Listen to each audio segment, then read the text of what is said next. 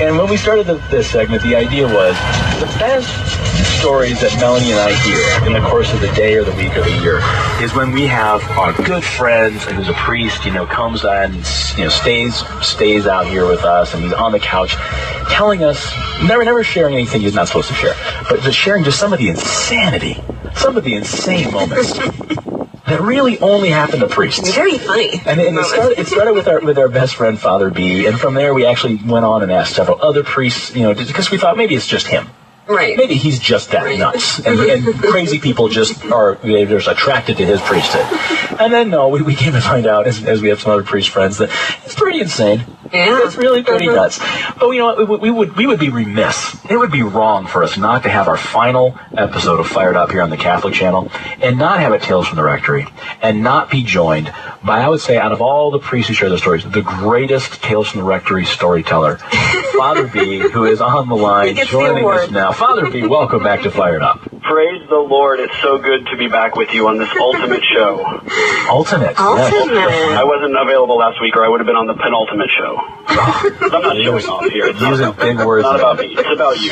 So loquacious, Father. So, hey, you'll still be our friend when we're off the air, right? We're just trying to figure out where our identity comes from. Most of the time, yeah. I mean, if I'm not getting anything out of it, we'll have to reconsider. But thank you for your honesty. Yeah. Father, can you leave us with one final Tales from the Rectory? Do you have any more moments of insanity for us? Because you've shared, and to remind the listeners, Father B has shared about the time that during First Communion at his church, that the whole church got shut down because there's an armed assailant across the street. Right. And the police had shut it down. And then he started serving everybody beer in the courtyard following Mass to try to keep them in the... We talked, the last time we spoke with Father B, I believe it was last time, we heard about in the middle of his first wedding Mass as a priest that he was saying the Mass, that a random man came in and stole the statue of Mary and walked out, and then the deacon had to go to fisticuffs with him in the parking lot for the statue in the middle of the wedding. Just remind people of a couple of the moments of insanity you've shared with us. all Do you have any these left? things are true. Do you have any left for us? Can you leave us with one more This telephone record? this one is gonna be on the edge of creepy rather than funny, but I love creepy. But it's definitely there, and there's some humor along with it. When I got to the parish, we didn't have a lot of young altar servers in the parish, not a lot of altar boys and girls, but we had a few older altar servers. Now, you've probably been to parishes where sometimes they're even older in age. So I don't mean that, but this guy was probably about 21, 22 years old, and he just kind of never got the memo that it was time to stop. So he just kind of kept being the altar server. Do they have such memos in parishes? Well, it's amazing. Now we do. But You do? Yeah, every college. So, every rule came because someone broke it first, right? So, this guy, he just loved to serve the Mass, and I don't want to begrudge him that. That's a good thing, and I think he liked being around priests and liked serving, and I don't think he was ever going to go to the seminary, and I think that's for a lot of good reasons, but he... Father, I'm sorry, can you give us an average age? Can you ballpark for us how old this professional altar server was? I would say he was about 21. Okay, I'm sorry. She was listening. I was listening, see. I was paying attention. Oh, here comes the fired up roast again, everybody. Thanks for listening to the Catholic Channel. Okay, please, Father, continue. So, thank you, Melanie, for sharing about what I'm saying. I'm only saying that because you're my brother. I'm right here. I'm following you. So, it's fine. He serves them. And a lot of times I'd come in, he'd be already vested, before I'd even walked into the church that day because he's excited about it. That's fine. All is well, good. Well, I didn't think much about it, but it had the weirdest thing happen. And now, our church doesn't have a particularly clear teaching on whether or not we believe in ghosts. The church kind of leaves it up to you to kind of discern that, and certain theologians do, and certain theologians don't, and I fall in the category of those who don't. Now, I'm not saying to your listeners, to your listening audience, that they have to believe that there are no ghosts, but I don't really believe in ghosts. At all? No, not really, no. Okay. No, that's just my, it's not the catechism, don't call the Pope, I know. So... As if I could call them Pope. Okay, go ahead. Let me just text Papa Frank really quick. Right. Sorry, Father B.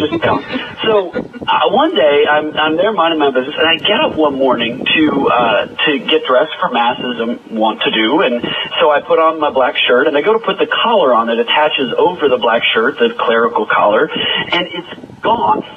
It's just not in my house. And now let's specify. Let's specify for those listening to Fired Up right now on the Catholic Channel. We are joined by Father B, who is sharing with us the Tales from the Rectory, our final Tales from the Rectory. But I want to be clear. Father B lives alone in his rectory. Very true. Okay. There's no one else. No seminarians. Apparently no not. other priests. So you got up, and all of a sudden your Roman collar is gone. It's just gone.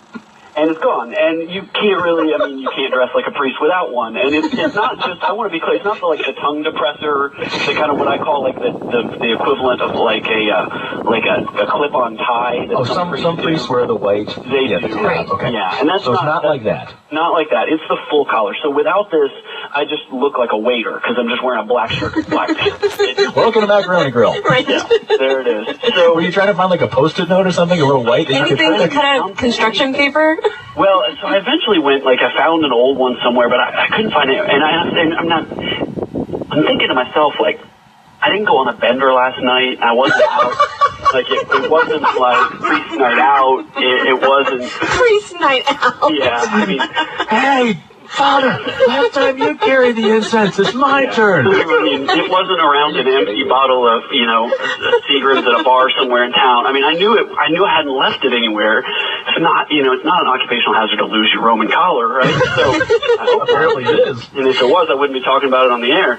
So it's just not there. So I kind of make do. I figure it out, and I come back and I start looking everywhere, and it's just gone. The collar's just not there. And so I go about my day, and I, kind of go do my priestly things or whatever. I come home that night, no Roman collar. I'm like, I go online, order a new one, try to figure out what I'm going to do.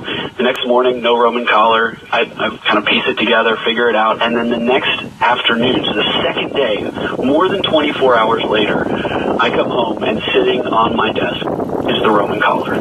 It's just there. It just appears again. I see dead people. I see dead priests. I don't know. I see dead people, Father B. I think this is the weirdest thing in the world. Where did it come from? And that no housekeeper to be heard of, no maintenance person in the office. There's no haunted. Are you sure you just didn't misplace it? It was there. You just Melanie, overlooked it. I promise. Yeah, you know me well enough to know that when I'm certain about something, I'm certain. It's not there. It wasn't there. It was not there, and it just appears. And so first thing I did, I called the maintenance guy. I'm like, who's been in my house? Who's been in my house? I haven't been in your house. We go around and around about it. Housekeeper here? No one. It just appears. I don't know what to do about it. I'm not exactly sure. I kind of forget about that until I go into the sacristy of the church about 3-4 weeks later, and I go to put on my cassock. That's the black kind of dress, some would say. I say the more kind of what Neo would wear in the Matrix. Yeah, the Matrix. You look like a Jedi / Matrix sin fighter. I love that costume. I go to put my cassock on for ceremony I was about to, or service I was about to offer, and it's just missing. Now it's gone. The whole thing. Not part of it, not the collar, the whole thing. Now, who would steal another? He's messing with you. I don't steal another man's clothes, much less his dress. That's just crossing the line. You don't steal another priest's dress. I'm sorry, I just have to interject. Anybody just tuning in right now to Fire Up here on the Catholic Channel, Mark and Melanie Hart, joined by anonymous Father B on this final Tales from the Rectory installment, in which not only did his Roman collar go missing from the Rectory, but apparently now his black clerical dress, his cassock has gone missing. It's gone. And unbeknownst to him, he has ghosts? Is that what we're trying to figure out? Well, no, I never believed it was ghosts. I never for a minute thought it was ghosts. I thought in the cockles of my heart, as you would say, Mark, I thought for certain. I do like warm cockles. I know. I thought for absolute certain it was, the nice little old lady in the parish took it to the dry cleaner. She thought she noticed a stain. Who knows? I thought, well, who took my cassock to the dry cleaner when I needed it? You notice the stain on the black cassock? Shut up, Mark. Go ahead. Just listen to the story, Mark. So I don't know where it is, so I can't find it anywhere. It's gone. Same thing happens. 3 days later, it appears. No plastic wrap over it. It has not been cleaned. It's just there again. This is the weirdest thing ever. Who's stealing a priest's clothing? Well, 3 weeks later, about 3 weeks later, I'm in the sacristy, neurotically cleaning things up and putting them in order, as priests sometimes do when they don't want to have to, actually deal with people. And so there I am, and cleaning up things in the sacristy, and I hear a key go into the sacristy door from the outside. There's an outside entrance, and I hear a key go in. I assume it's like our director of religious education. She herself sometimes a frantic woman. So I decided I'm gonna scare her. I'm gonna just scare Because her. that's priestly. Because that's priestly. So I'm going to terrify her by like reaching in and just grabbing her arm real quick, so she's not going to expect me to be standing in the sacristy. It's the middle of the afternoon. So I reach out to scare her, but it turns out it wasn't her after all. It was this kid, this altar server, who's not a kid at all. He's a grown man. He's an adult, a young adult, as we would say in the church, but he is an adult, and it's him. And I have no idea how he has a key to this sacristy. But so he's not supposed to have a key. He's not supposed to have a key, and it all hits me at once. If this man has a key to the sacristy, it means he knows how to come through the church, walk into the rectory. Oh, it just hits me all at once. And I look at his arms, and there in his arms are a white alb. My white alb. So the young adult altar server, Is he playing dress up? he somehow made a copy of your key to the church/rectory and has now been looting it for liturgical attire when you're not there. This peculiar child of God has been stealing my clerical attire, and I don't even want to know. My youth minister, the first thing he says to me, I bet he slept in your cassock. The first thing he said to me, my youth minister, he's like, I bet he took your cassock home and slept in it. Why would you say that to a priest? Why would you say that? That's just weird. No, you have to give that away. There's no amount of hot water and bleach. Father B, I have to ask. No, on behalf of everyone listening to the Catholic channel right now, I have to ask, because anyone who's listened to Tales from the Rectory many times, especially Father B's episodes. I don't invite this. I promise. What is it about your priesthood? What is it? You are like a magnet. You are for the crazy stuff. Criminally insane situation. You have to understand, Father B is not a pastor in some crazy city, in some crazy town. No. We're very much a pastor out in the suburbs. You know what I mean? Very Like, normal, reasonable parish. yeah, Normal. great people, wonderful families. I've been there. I gave a mission in his parish. Very well-adjusted, normal people. Weird. This is weird.